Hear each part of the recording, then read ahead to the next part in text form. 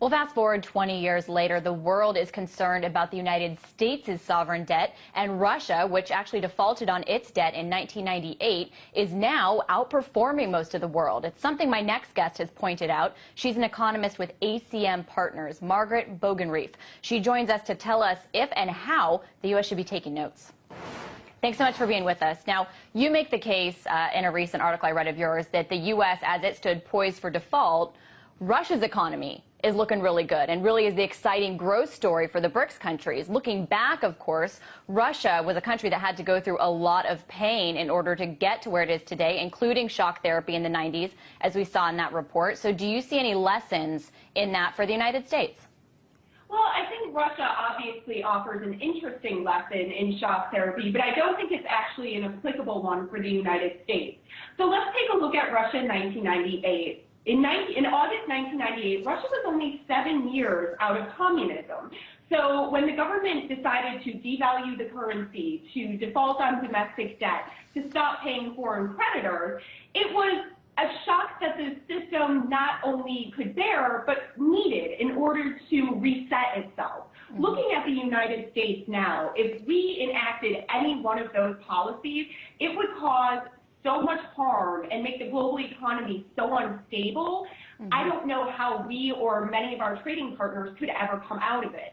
So while Russia offers a very interesting case, you do have to remember that there was quite a bit of built-up demand in entrepreneurism, waiting in the wings, waiting for a shock to occur so that it could then, pull itself back to new normal. The United States doesn't have that. We are too tied to the global economy. Remember, we are still the reserve currency, no matter what people say. We still have, quite a bit of ties to the world, obviously our trading partners, and, the world really looks to us for, economics and, other leadership. If we were to do any one of those three things that Russia did, it would impact the world so devastatingly and our trade partners. I don't think we or the world could ever recover. So while Russia offers an interesting example, I actually think a better one is Japan in the 90s. Japan had a recovery. And there are many comparisons for the United States to Japan that we've seen and that we've talked about on this show. But I do want to bring up just the issue of priorities, because something that you see even in the shock therapy that Russia endured were priorities where, the market maybe got the therapy, but the people got the shock, and they dealt with unemployment and poverty and very serious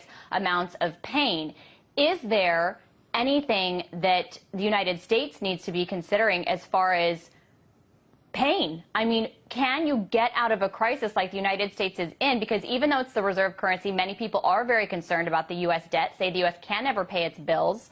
Can you get out of that situation and get out of the economic doldrums that the U.S. is in, even with jobs, without enduring pain? I actually really like that question, and here's why. Right now, there's a big debate going on in the United States regarding Keynesian economics. Should the government pump more money into the economy? I know Paul Krugman is a big fan of debating Keynesian economics. Here's the problem. There's a difference between politics and economics. So while a case could be made for the Keynesian approach, the government pumps more money into the economy, the economy slowly recovers, demand increases, jobs increase. Well, I think a case could be made for that. Wherever you stand on the issue, that's politically infeasible. I don't think anybody is going to ever push that, particularly right now with this current administration and Congress. So kind of taking a step back and looking at solutions, yeah, I think there is an issue of priorities. And I do think, there is, I know that conservatives love to argue about class warfare and, people are just trying to rile people up against, the upper classes. I think tax codes and, what we ask of our wealthiest system, of our wealthiest citizens really is part of the problem. I really do. I think the tenor of the debate has become so charged that there's almost not a feasible answer, particularly from the government end. So yeah, I do believe that there will be more pain. I think the best answer lies in restating and redoing our tax codes. Okay, so then who should endure that pain, though? Do you go squeeze the richest top 1% of the country that controls a third of the wealth in the U.S.